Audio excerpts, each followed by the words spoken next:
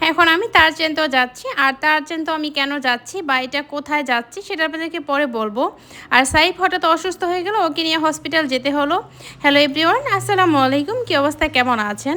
তো সকাল সকাল আমি সাইমন সাহেবদেরকে নিয়ে ফ্রেশ হয়ে স্টেশন চলে গিয়েছিলাম সোজা। এরপর এখন বাসে করে আমরা তারচেনতেও যাচ্ছি।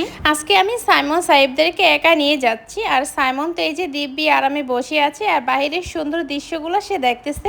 আর সাইফ তো এইদিকে ঘুমিয়ে বিভোর। তো অনেক সকালবেলা তো বাসা থেকে বেরিয়েছিলাম, তো এই কারণে একটু ঘুম ঘুম চোখ সাইফের। তো যাই হোক, এই যে আমরা তারচেনতে চলে আসলাম আর বাসে থেকে নেমে এখন চলে যাচ্ছি সকালবেলা ভারে নাস্তা খাওয়ার জন্য।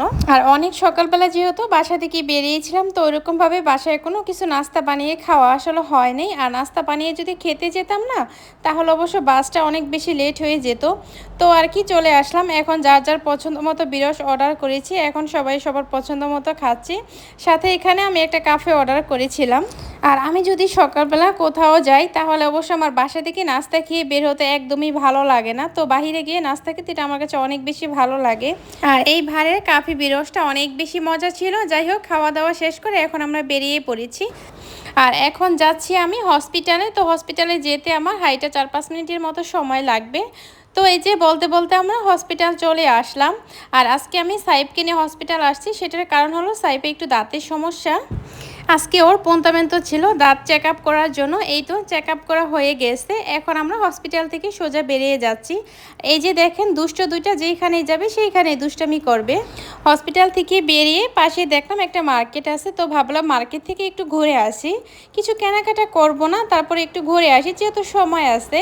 আর সাইমন সাহেব তো আমাকে অনেক বেশি বিরক্ত করছে, যে বায়না করতেছে যে মাম্মি এখানে একটা পার্ক আছে, চলো পার্কে যাই, একটু খেলাধুলা করব আমরা দুইজন একসাথে।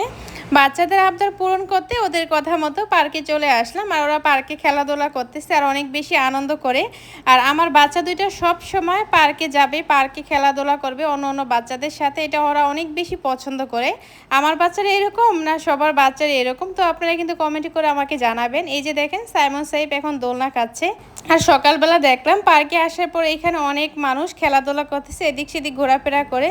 তো আর এই যে এই পরিবেশটাও কিন্তু অনেক বেশি সুন্দর লাগছে। এই পরিবেশটা দেখে আমার অনেক ভালো লেগেছিল। সাইফকে তারচেনতে আসলাম ডাক্তার দেখাতে, সেই সাথে আমরা ঘুরে পেয়ে তারপর বাসায় গেলাম।